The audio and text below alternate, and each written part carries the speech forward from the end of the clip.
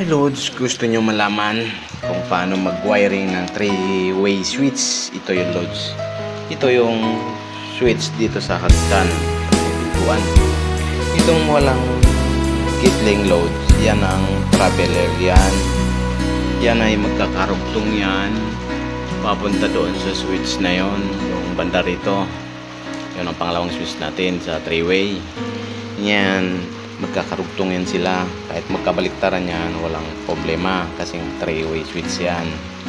Ngayon sa 3-way switch Load, ito yung 3-way switch, nakita nyo ay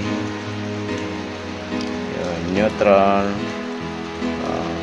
1 and 2 may number.